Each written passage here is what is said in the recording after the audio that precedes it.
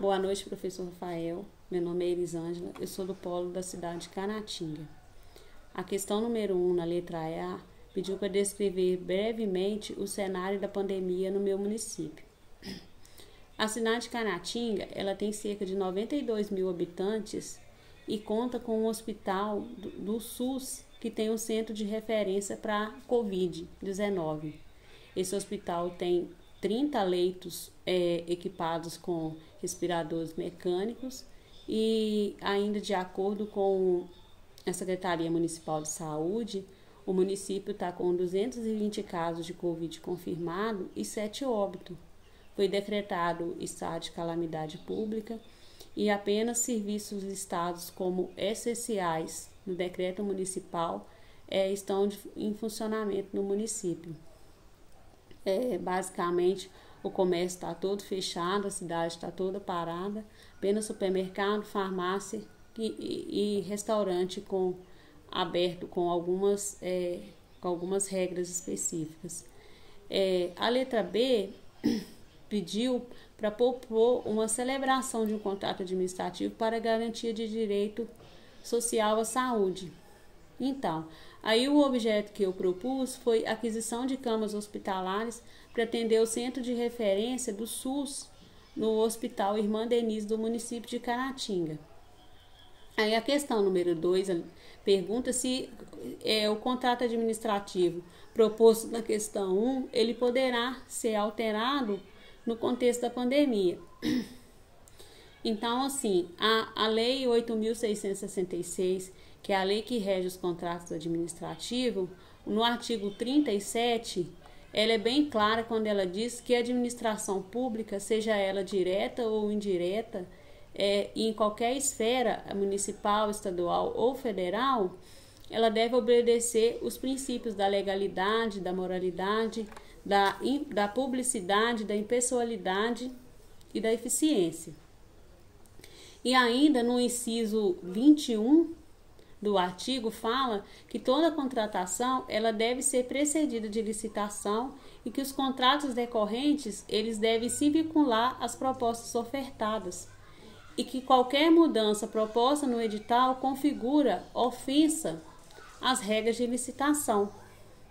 Porém, o regime jurídico no artigo 58, no inciso 1º, ele garante que os contratos administrativos eles poderão ser modificados unilateralmente, visando sempre a melhor forma de atender os interesses do Estado. Mas ele deve respeitar o direito do contratado, mas da administração poderes para unilateralmente modificar, rescindir, fiscalizar, aplicar sanções e ocupar provisoriamente bens e instalações.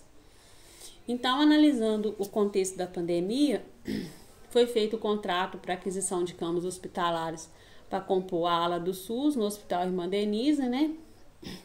Só que durante a execução do contrato, observou que os casos de pessoas infectadas no município teve um aumento expressivo. Aí, diante dessa situação, dessa realidade fatídica, achou necessário que a quantidade de camas solicitadas ela fosse aumentada. Então, não foi solicitado que fosse feito uma revisão contratual. Aí, para essa revisão, que essa revisão fosse feita, que ela fosse embasada no artigo 65, no inciso 2º, que torna possível um acordo entre o Estado e o contratado para o reequilíbrio econômico e financeiro decorrente de fatos imprevisíveis e que impactam ou inviabilizam a execução contratual. Aí, nesse caso específico, é preciso aplicar a teoria da imprevisão, onde serão ajustadas as obrigações contratuais às condições presentes. E nela deve ser identificado claramente o fato imprevisível, que foi sem a participação direta das partes contratadas, que foi com consequências inevitáveis pela ação dos contratantes e que gere ônus excessivo a uma das partes. Então, no caso dos contratos referentes a serviços, obras ou compras, o artigo 65, o inciso 1º, ele autoriza um acréscimo no valor inicial, ou para mais ou para menos, de até 25%, observando sempre as seguintes condições que irão validar os contratos.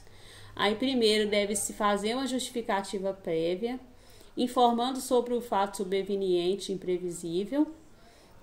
Aí, segundo, deve providenciar o termo aditivo. Terceiro, esse termo aditivo deve ser assinado pela autoridade competente. Aí, quarto, deve ser publicado em diário oficial ou equivalente. Aí, para o termo aditivo, o artigo 58, no inciso 2º, ele elenca quais que são as condições necessárias para a sua realização.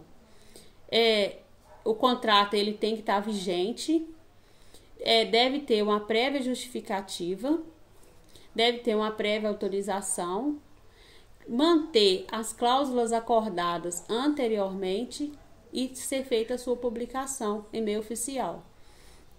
A questão número 3 pergunta se o contrato administrativo proposto na questão 1, ele poderia ser rescindido em um contexto de pandemia. Então, é sabido que os contratos administrativos, eles buscam a realização do interesse público. Aí, por esses motivos, as razões para as rescisões contratuais, elas devem ser analisadas cuidadosamente. Então, o artigo 78, ele elenca 18 motivos para a rescisão de contrato. Porque alguns motivos inesperados podem acontecer, impossibilitando o cumprimento das cláusulas. Parece que ele já prevê isso, né?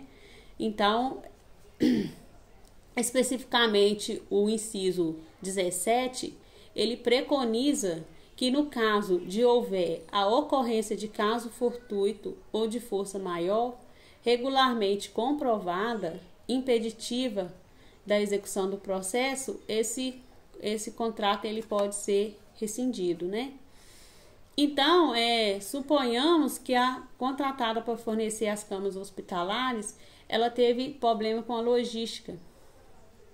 Pois com esse cenário da pandemia, ele basicamente atingiu o país inteiro, o mundo inteiro, né? Porque paralisou o mundo inteiro. Então, as fábricas pararam de funcionar, deu férias coletivas para seus funcionários. E então suponhamos que o fabricante da cama ele não funcionou e impossibilitou que as camas fossem entregues dentro do prazo. Então, nesse caso específico, sugere-se sim que a culpa não seja do contratado, e sim um caso de força maior, cujos efeitos eles não eram passíveis de evitar ou de impedir. Aí, para a rescisão contratual, o artigo 79, ele lista 3 maneiras possíveis que pode ser feita.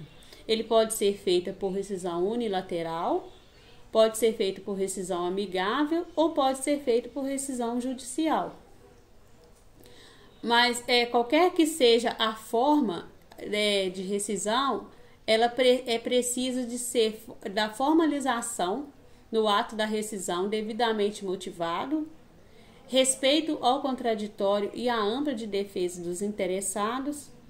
E o artigo 78, parágrafo único, fala que os casos de rescisões contratuais, eles serão formalmente motivados nos autos do processo, assegurando o contraditório à ampla defesa.